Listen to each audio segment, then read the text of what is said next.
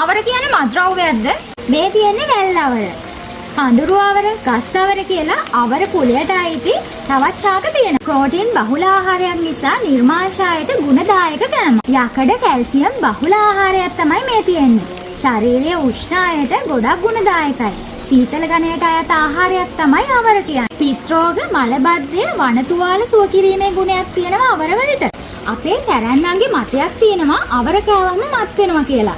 ඒක නිසා අපේ දැන් ඉන්න ගොඩක් අය කෑමට ගන්න අකමැති ආහාරයක් වෙලා තියෙනවා අවර. ඒකට හේතුව මේකයි. මෝරච්ච අවරවල රසායනික බව වැඩි. මත්ගතිය, හිස කැක්කුම වගේ එන්න පුළුවන්. හැබැයි ශරීරයට අහිතකර රසායනික අඩංගු නැහැ. ඔයාලා අවර කද්දී මෝරපු ඒවා ගන්න නැතුව ලපටි ඒවා විතරක් ගන්න. අවර කොළ තරවම් මැල්ලුමට ගන්නත් පුළුවන්. දද කුෂ්ඨ රෝග තියෙන අයට අවර කොළ හාල්පානු දියෙන් තම්බලා කුෂ්ඨය මත එලලා තිබ්බහම ලොකු සහනයක් ලබා ගන්න පුළුවන්. වීඩියෝ එක අවසාන වෙනකම් බැලුවට ගොඩාක් ස්තුතියි. මේ දේවල් දන්න අය ගොඩාක් ඇති. ඒ වගේම නොදන්න අයත් ඇති. නොදන්න කෙනෙක් දැනගන්නවට කැමති නම් ඔයා මේ වීඩියෝ එක ෂෙයා කරන්න. මගේ පේජ් එකේ තියෙන අනිත් වීඩියෝස් උත් ඔයා කැමති නම් ගිහිල්ලා බලන්න. ඔයාගේ ජීවිතේට පුංචි දෙයක් එකතු කරගන්න පුළුවන්ද කියලා.